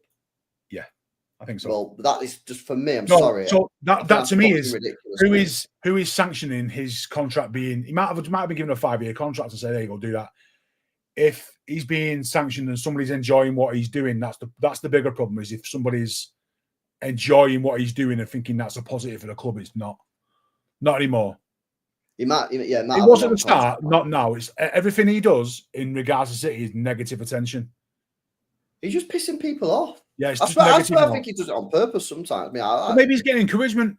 Maybe it's just like, yeah, mate, to go out there, be an influencer and be. Did you not see him laughing at the City fans on that fucking podcast he does with Gary Lineker? Yeah, that's what I saw. Like, City fans are going mad and emailing me. I'm like, fucking, yeah, emailing you, fucking hell, emailing a club about me. I'm like, mate, yeah.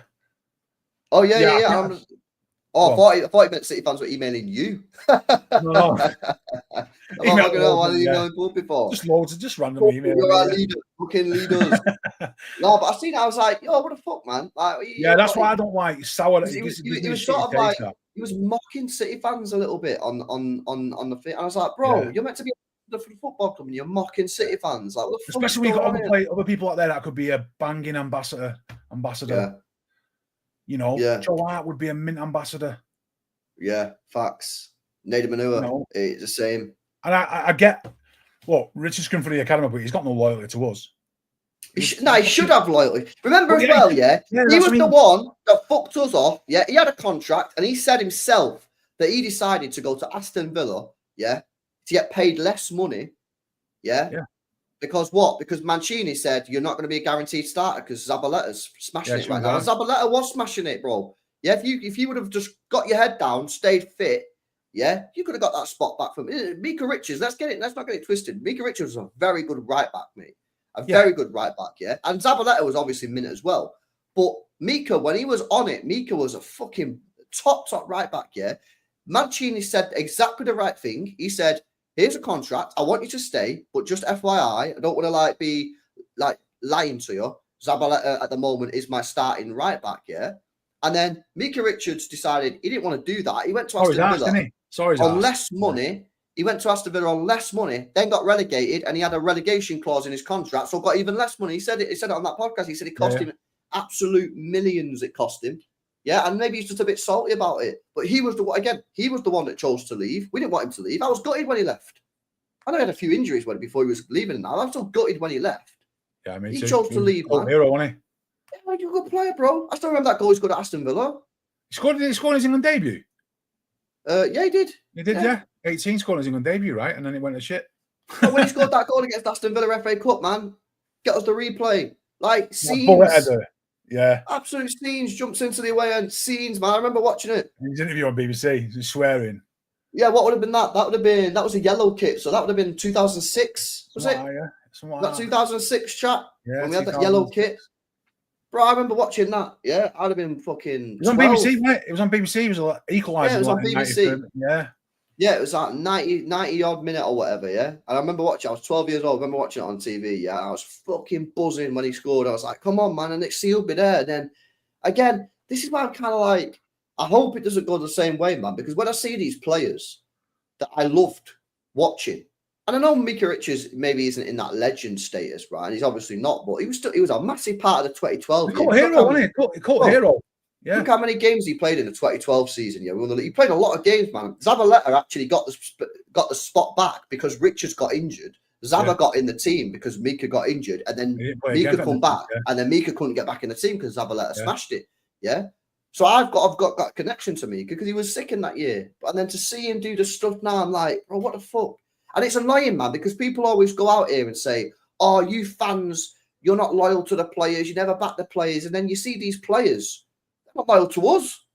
And it's like, hang on a minute. He's on the payroll. That's the worst thing. If he wasn't an ambassador, he was doing out his own shit and so be it. You know, if he was just an ex-City player who supports Arsenal, then so be it, man. You know, another one who's a dickhead like that, Lee Dixon.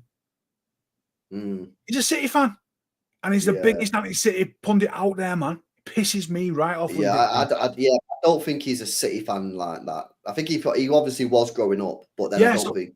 Not like Carragher was the Everton fan, and now he's a Liverpool fan. I think Dixon was probably a City fan, and then because of his ties to Arsenal, he's just become an Arsenal fan, isn't it? But he is massive. I think he does that because he's trying to like prove that he's cement that he's an Arsenal boy rather than. But where was he born? Somebody find out. Is he from up north? Bro, I think I've checked this. I don't even think he's from like Manchester area, bro. I don't think. I know he is born from Manchester. Yeah, born in Manchester. Where was he born? So he's a genuine City fan then? He spent his years on the terraces at Main Road. There you go, then. So he's a genuine City fan. That's just annoying, right? City released him. And he went to Bury, then he went to Stoke, and then he went to Arsenal and played 458 games. So he is a genuine City fan. His dad was our keeper. Okay. So he is a genuine City fan, right? So yeah, that's kind of what I was getting at. Is he's got ties City, but he's doing everything he can to glaze his old club, right? Rather than just because he never says anything. He never says anything about City that's ever positive, does he? Yeah, it's very. Another one like Jim Beglin. Wasn't he an ex-City player as well? Jim Beglin. I remember him. Was he on? He's FIFA? the ITV guy, isn't he? He used to do Jim Beglin's, and someone do the research on Jim Beglin. He's an ex-City player. Jim. I'm sure he played in the late 80s and early 90s. Jim Beglin. Irish. Yeah, Irish Jim Beglin, yeah. He's got a really distinctive voice. No, I never played for City. Are you sure? Unless there's two Jim Beglins. He played for Shamrock Rovers, Liverpool, Leeds, Plymouth, Blackburn. Maybe you're thinking of a different guy. Unless there's two fucking Beglin. Yeah, Jim Beglin. I knew there's some sort of tie to City with Jim Beglin because he's got an agenda against us and all. Pro Elo Jim Bailin. L ball knowledge. Wow. Okay. There was some Jim Beglin. I was thinking of it because Jim Beglin hates City. Yeah. Well, he retired before I was even born, so I ain't taking no shit on that one. L ball knowledge just because I was a bit inaccurate on one thing. Yeah. It is a madness. It is a madness. Yeah, these fucking pundits. I'm cooking these guys. Have you been watching these ESPN streams I've been doing, man? I have, yeah.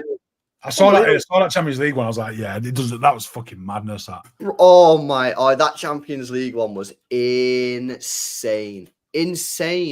I can't believe how bad it was. You know, it got reminded me of something, right? This is completely something a bit different. A few years ago, I did some like podcast for another City page sort of thing with some other friends of mine. And we won the league and they did an emergency stream, right? And we got on there and all there was 4 of us on there, 5 of us on there, and 4 of them wanted Pep sacked. I was like, what the fuck am I doing on here? It's kind of reminding me of that. After we won the league? After we won the league. What? I was like, what are you guys on about? I was like defending, like, hold the door sort of thing, like, you know, that gift with Jon Snow, like, pulling his sword out. I was like, what are you fucking doing? Which season was that? I can't remember now. 2009, 2020? No fucking way. Why were they saying they wanted him sacked? Just because there was some proper anti-Pep people on that podcast at the time. Oh, really?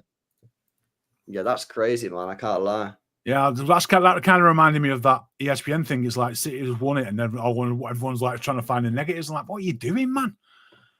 Yeah, like how on earth, mate? They're all mad on City on there. Steve Nicol hates Man City. Oh man! And then Did you Craig not see it though? Burley I watched a video, yeah, and on the first video that they did speaking about City signings, they were cooking the signings. They were like, "Where are they all gonna play? Don't get it." From on there. Who? They had a proper journalist on there. Who was he? He's the Manchester correspondent. Oh, Mark Ogden. That's it, yeah, mate. Oh, God. Hates City, bro. He's so when he got on that podcast, he was crying. He hates us. Did you see how salty he was the other night? Do you see the one about Alexis Sanchez?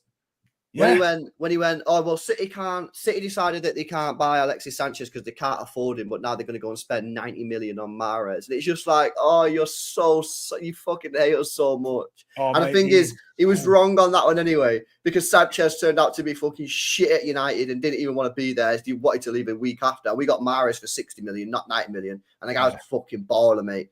Yeah, so hold that one. But yeah, he's a massive United fan. He hates City. And he's so salty. And the thing is as well, it's like McCullough, yeah. Like these people who can't hold back the salt. And they pretend like they don't care about us. They try to be nonchalant, don't they? But you can just see it so clearly in their face that they absolutely hate us. And they pretend like we're irrelevant. It's like that meme masking it where there's a guy with a smiley face, but behind it is like fucking crying face. Yeah. Right, yeah. Oh man, it's so bad, aren't it?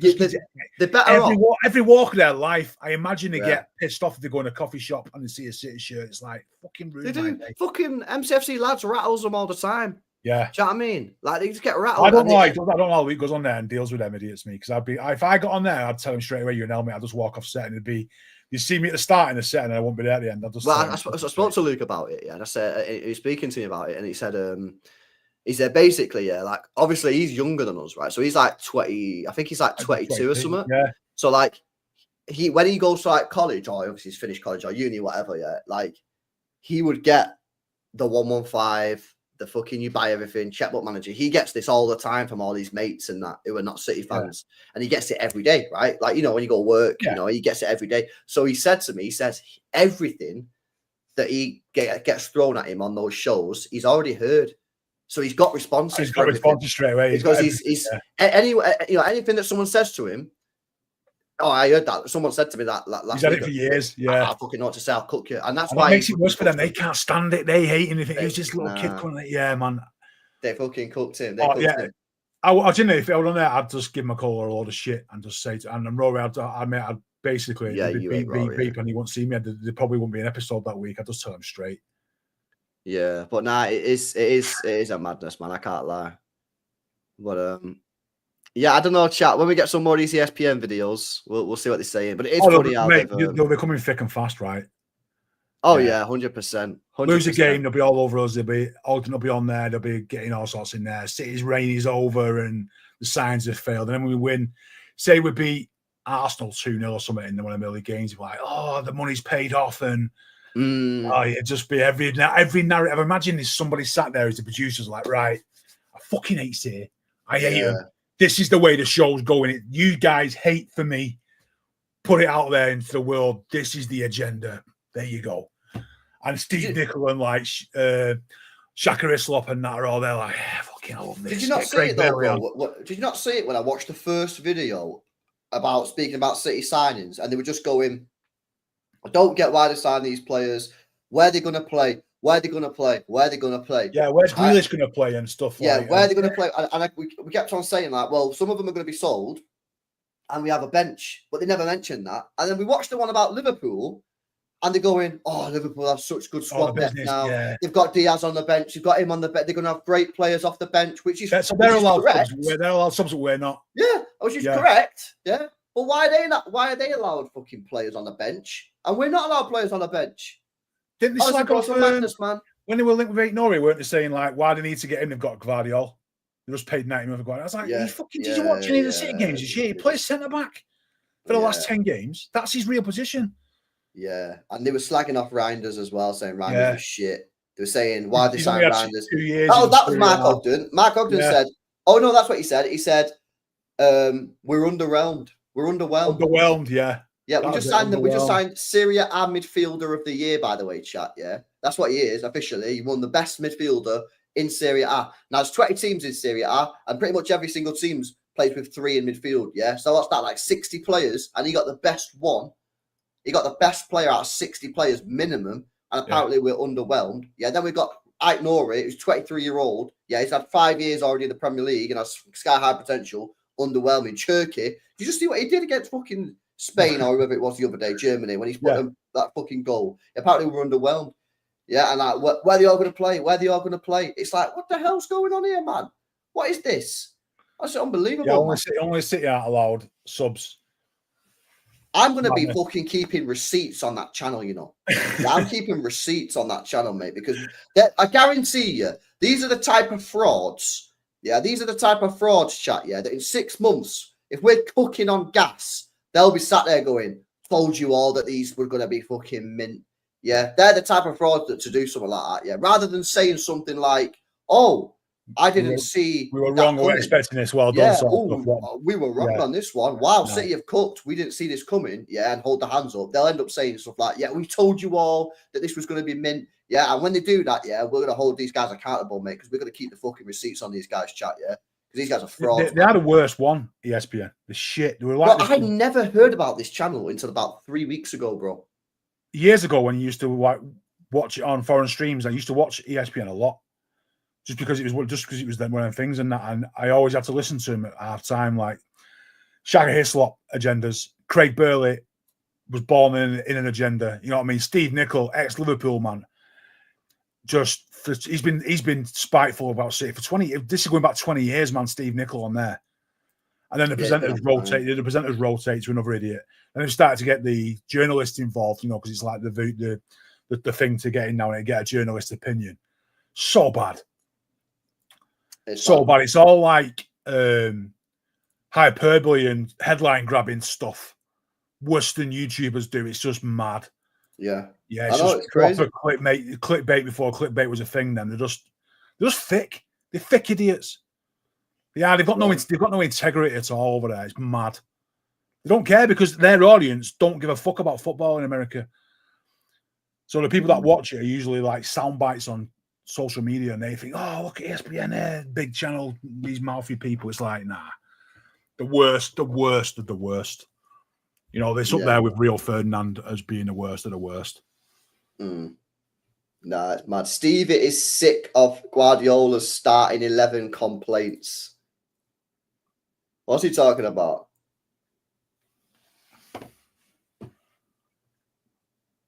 What's he talking about? Yeah, you can go if you. I don't need to go, but if you need to go, I'm all right, mate. I'm all right. I don't want to. Let's watch this video before we wrap up. We will wrap up in a minute, chat. Yeah, let's just put. It's only a couple of minutes. Let's see what he's saying. Look how bitter he is, Steve Nicol. Already look at his face. Yeah, look at him. His hands on the table like this, bro. He's absolutely fuming already, isn't he? He's like. The other guy on the right though he's actually sometimes puts a decent opinion across. He's kind of balanced, isn't he? Yeah, that guy on the right, yeah, the guy, he should shave it off as well, bro. Just go for clean ball, bro. Trust me, yeah. He's actually fair. Yeah, Moreno, apparently he's called Moreno, man. He's actually legit, yeah. But this guy, yeah, in the middle. And by the way, this presenter, yeah, he eggs him on as well. Yeah, he does. Yeah, because on the Champions League, I assume it's the same guy, but on the Champions League video, the final, yeah, he was chatting shit on that one.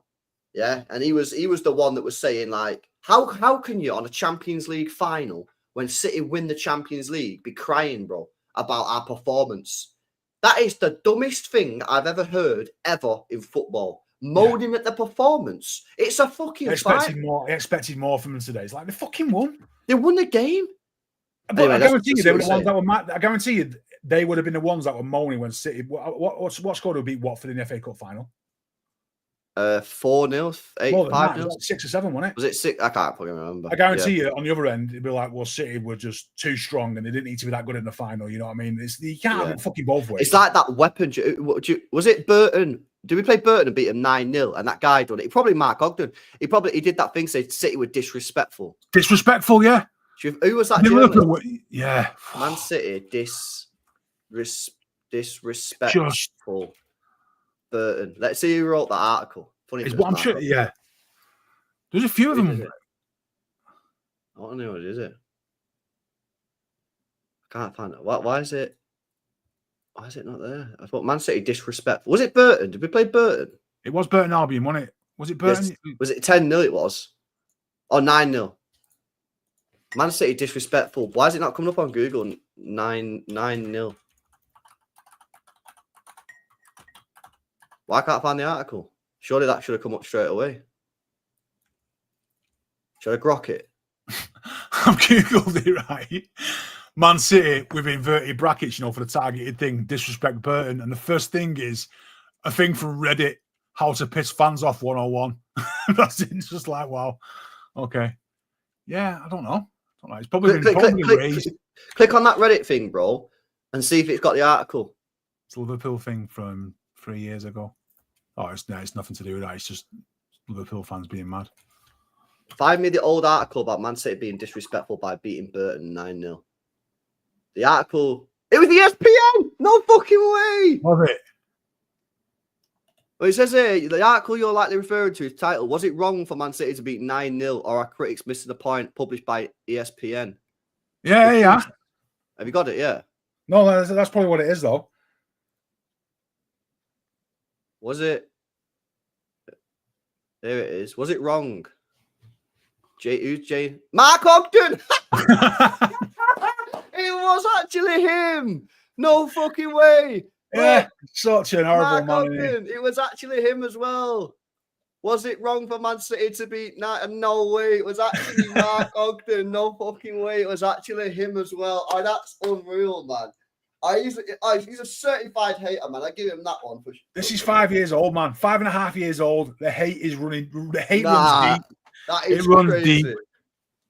As if that's actually wild. So let's what this article? Let's do the first paragraph and see what they say. Did he need to score that many goals? Was it overkill? Oh, fuck off. It was the next part. It was the first paragraph, mate. It was that one. Yeah. Did Pep Guardiola and Co need to score that many goals? Yeah. See what they're saying.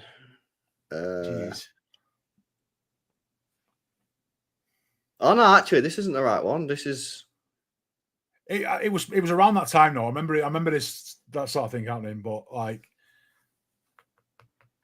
We did get some shit for it saying because it was over 2 legs, right? Was it? Yeah, 2 legs.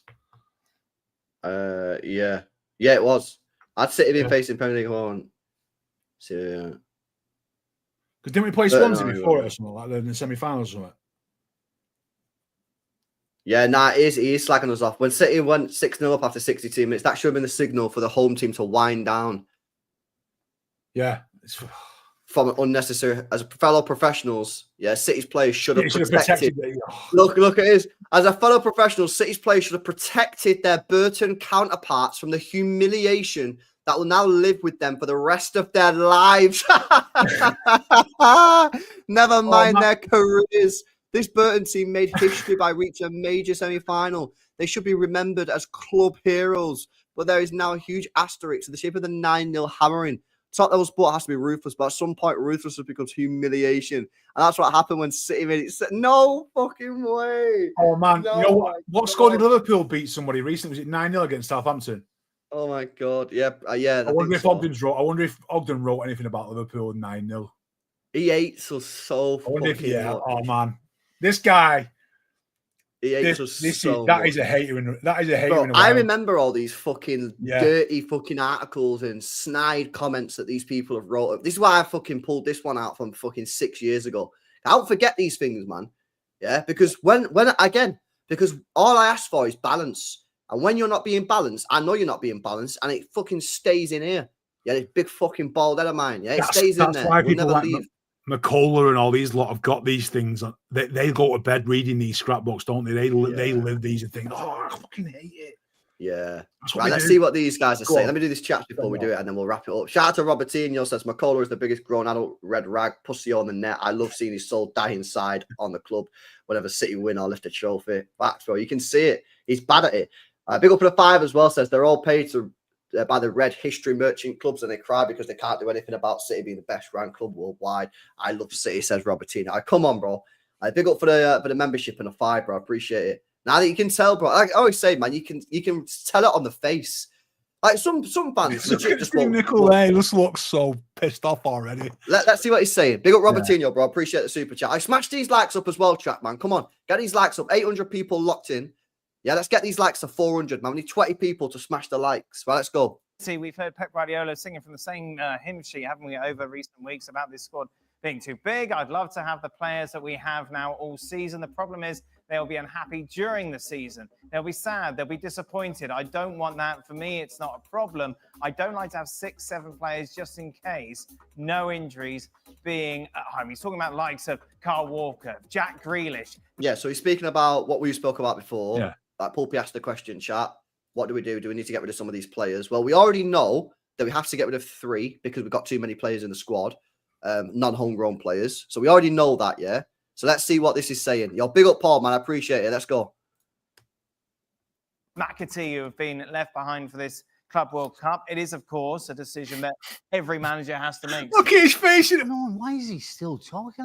How long has he been talking like this? Well, FA Cup, I It's feel like it all started. No, and he just keeps rattling out the same stuff. I'll tell you, go and get a squad of 12 or 13, and then you'll have something to complain about. Don't be complaining you've got too many great players. I mean, I'm kind of sick listening to it. Just give it a rest. You're in charge of a team. You've got to pick a team. You've got to pick a squad. You've got to leave people out. It's part of your job. So don't be crying because you've got a tough job. Yeah. I'm kind of sick listening to him, and I really can't figure out why he keeps banging on the same thing. And if you're making this point in which you have too many players, then you cannot complain when you do have injuries, as Manchester City did this season, and say, well, we're missing this guy and we're missing that guy and we don't have that guy and this guy's not here and this guy's gone. You can't have it both ways. Right. And so I think there's a purpose as to why Pep Guardiola is saying this, but only he knows what this purpose is, because whatever sense that he's trying to make, whatever message he's trying to send. But the players aren't stupid. No, of course not. Of course not. And so I don't know that this is a message to the players. I think he's trying to send a message to somebody, but everybody's missing the message because it doesn't make a Bro, he actually knows what he's talking about, him, man. Yeah, he's got a values opinion because he's actually balanced.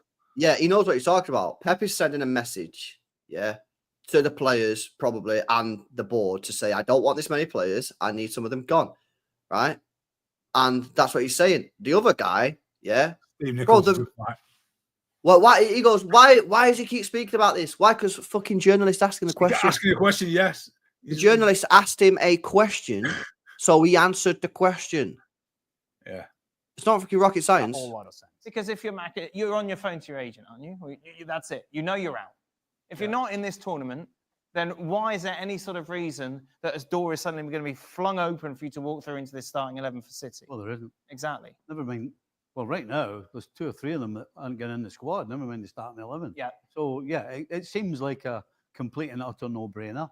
Unfortunately, it's going to be about the money.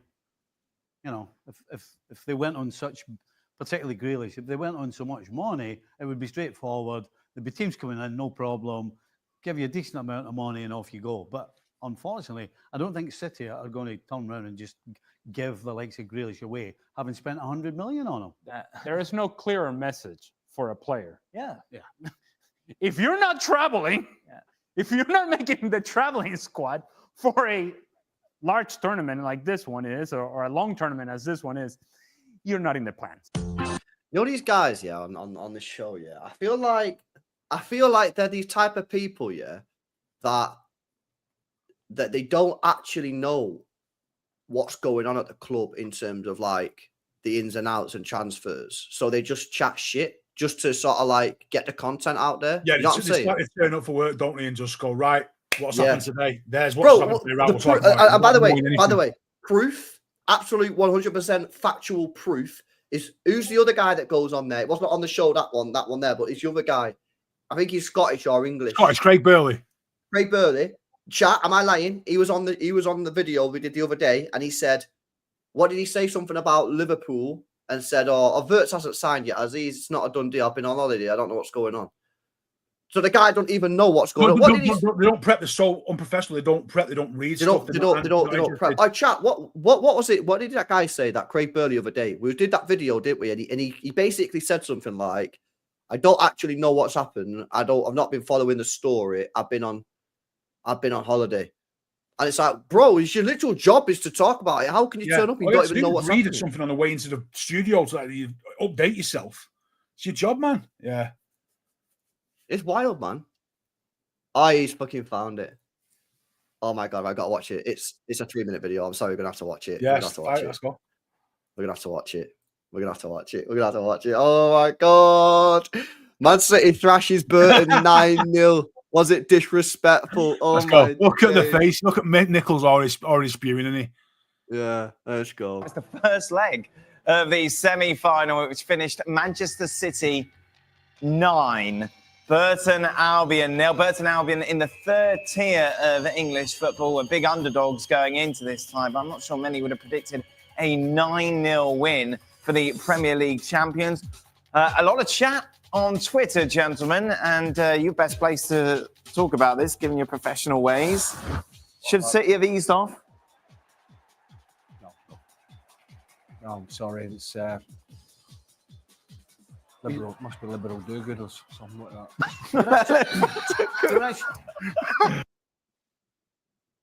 I don't know why. Oh, damn them. They're actually showing them respect by not slowing down and trying to make them look silly and keeping the ball. Well, I never. Then the crowd starts shouting "Ole!" So you're actually showing respect to the opposition by keeping going and keeping playing. Really? Absolutely.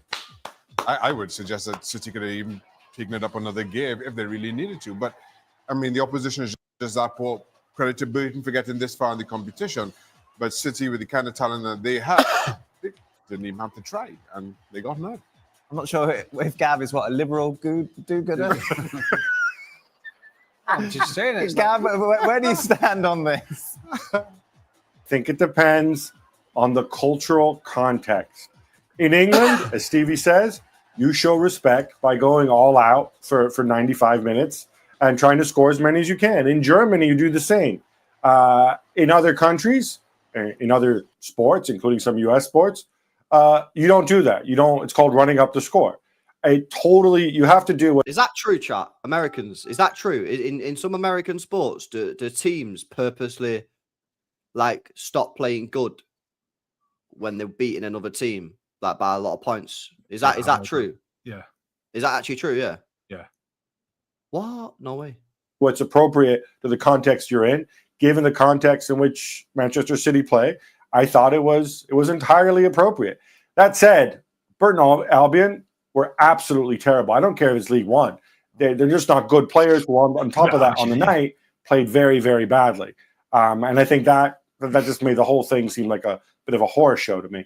There's a second leg as well, by the way. To be fair, it's still a lot to play for. Still all to play for. Fair play, man. They actually was fucking legit on that one. We'll give them credit on that one. There we go. One tick. Yeah, they're about fucking 10 X's on this side, but one tick. We'll give them that one. Fair dues. Probably the full show, though. Probably slagging us off at our time, mate, or something. So no, let's not give them too much of a pass. Yeah, no. There's gonna be a lot that we can find. Yeah, I mean, we will find it. We will find it. Yeah, the receipts are there, man. They've got YouTube channel. Just people with deep diving. Look at this. Yeah, gonna get their fucking receipts, mate. Well, the best stuff's yet to come when we do play well this season. They'll be spewing, mate. When they're all absolutely on full on deep diving glaze mode on Liverpool right now, which all the media are. And if City was to win the league, they are going to be in meltdown because they are more than City, Liverpool to win with these players they've signed. Did you see the one that I watched the other day when they were slagging Haaland off in the treble year when he scored 52 goals in 53 games? Yeah, he didn't do enough. He didn't do enough. Didn't work the centre backs enough. I was like, fucking hell, mate. Didn't work the centre backs enough. Yeah. Even though even though we scored 52 goals. You asked them two centre-backs if they worked hard enough in that game, because I guarantee you they were saying we were on it for as much as we could be, because we know Haaland gets half a yard, he's going to score. Yeah, that's mad. Yeah, chat, if you ever see any of these like weird videos, man, where they're slagging us off, DM me. Yeah, DM me us or tag us on Twitter, man, and we'll review them, man. Yeah, we'll cook these guys, isn't it? Right, cool. We'll leave it there. Big up to you guys, man. Make sure you guys smash up the likes. Make sure you guys are subscribed to the channel. Shout out to Pulpy for coming on, innit? Big up to you, bro. And big up to the other lads. Some of them are ill. Some of them are just busy. Some of them on holiday, like Danny. Danny's going to be back in the US soon as well, so we get him on the show. I think he said he's flying back to the US. I think he said the day before Juve, so that should be Wednesday. So he might be about later on in the week. It'll be good to see what he's saying, man. He seems to have had a good time anyway, which is good. But yeah, sweet. I'll be back tomorrow with some more streams. And yeah, like I say, if you do find any of these weird videos, yeah, even if it's like content creators, fuck it, we'll react to anyone, innit? Tag me, send me the link. The worst takes, the better, man. Yeah, send me the stinkiest videos you guys have seen, and we'll review them. Yeah. Hashtag honking takes. Yeah, honking takes. Now, big up to you guys, man. Make sure you guys smash a like. Make sure you guys are subscribed. Make sure you guys are following Pulpy on Twitter. You're back on Twitter now, innit? I'm there, man. I use Twitter every day. I'm just not posting content, man. I just need a break from people replying to me. If I'm honest. Yeah. Fair enough. Mutants, yeah. Yeah. Make sure you guys following Pulpy, man, on Twitter at Pulpy, innit? So yeah, get on that. When we're back live tomorrow, bro. Be live tomorrow, innit? Come on, man. But yeah, big up to you guys. Have a good night, and I'll see you in the next one. Peace out.